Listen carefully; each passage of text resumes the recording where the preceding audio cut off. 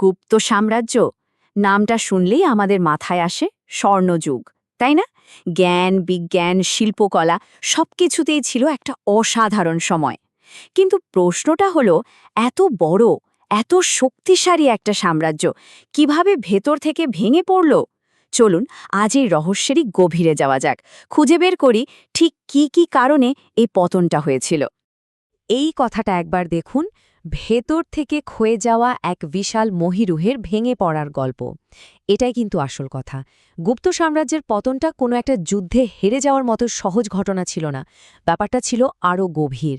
এর শিকড় মানে ভিত্তিটাই অনেক আগে থেকে দুর্বল হতে শুরু করেছিল। আর এই গল্পে বাইরের শত্রুর চেয়েও বড় ভিলেন ছিল ঘরের শত্রু। তাহলে আমাদের তদন্তটা শুরু করা যাক একদম কেন্দ্র থেকে। প্রথম সন্দেহভাজন কারা? খোদ রাজপরিবারের সদস্যরা।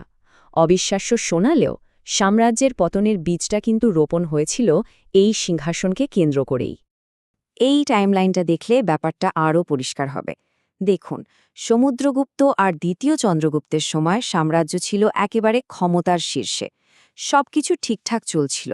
কিন্তু আসল টার্নিং পয়েন্টটা আসে স্কন্দগুপ্তের মৃত্যুর পর।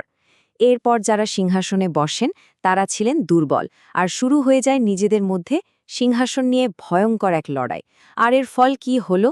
সোজা কথায়, কেন্দ্রীয় শাসন ভেঙে পড়ল আর গোটা সাম্রাজ্যে ফাটল ধরতে শুরু করল। আচ্ছা, কেন্দ্র যখন দুর্বল হয়ে পড়ে তখন কি হয়?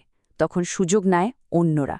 আমাদের গল্পের পরের চরিত্ররা হলো তারাই, যারা একসময় ছিল বিশ্বস্ত মিত্র, কিন্তু সুযোগ পেয়েই পেছন থেকে ছুরি মারতে একটুও ভাবেনি।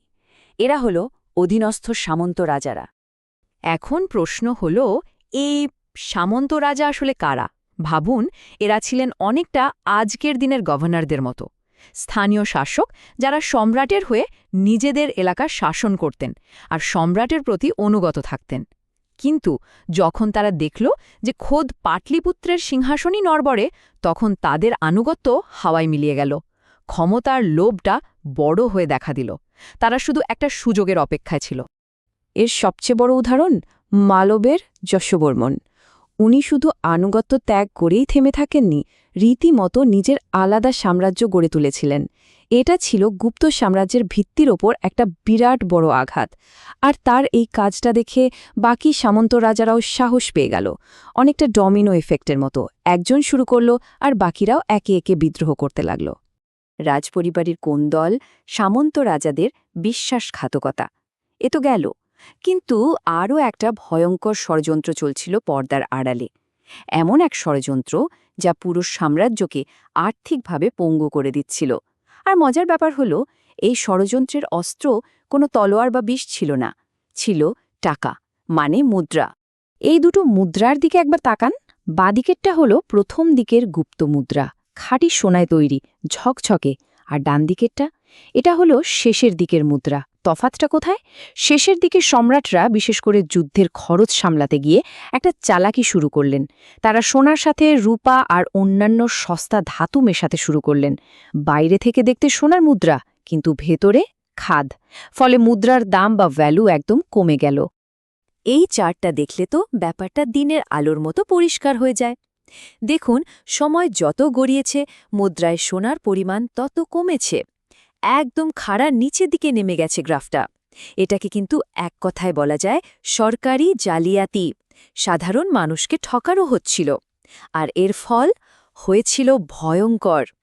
ভাবুন একবার, যে টাকার উপরই কারো ভরসা নেই, সেই টাকা দিয়ে কি হবে? অর্থনীতি তো ভেঙে পড়বেই। ঠিক তাই হলো।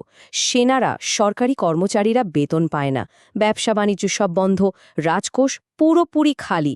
মানে গুপ্ত সাম্রাজ্য তখন আর্থিকভাবে দেউলিয়া হয়ে গেছে।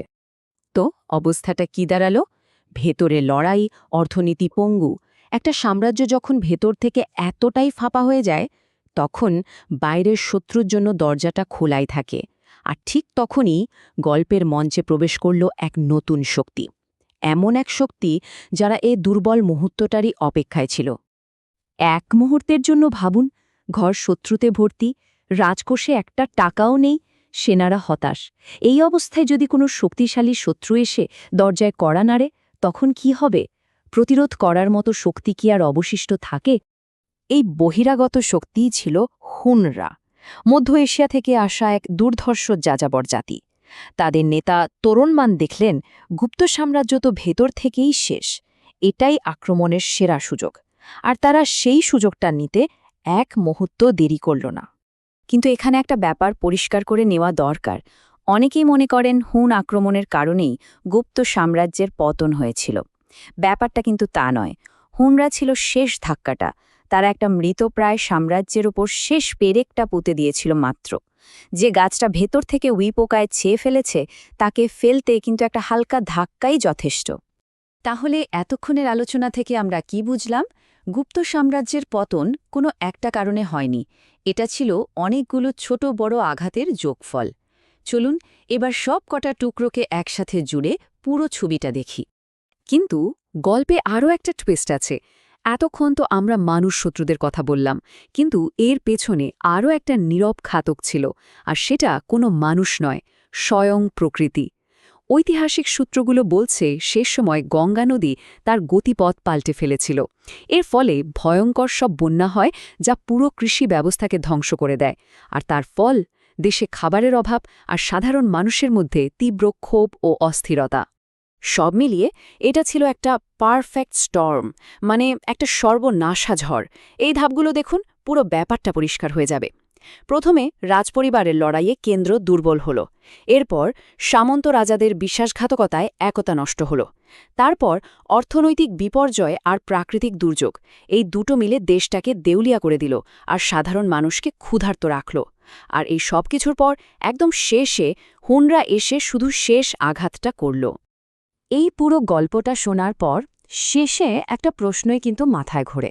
একটা বড় শক্তিকে, একটা সাম্রাজ্যকে ধ্বংস করার জন্য কি সত্যি বাইরের কোনো শত্রুর দরকার হয়, নাকি ভেতরের বিশ্বাসঘাতকতা, দুর্নীতি আর অবক্ষয়ই তার পতনের জন্য যথেষ্ট? গুপ্ত সাম্রাজ্যের ইতিহাস কিন্তু আমাদের এই প্রশ্নটাই নতুন করে ভাবতে শেখায়।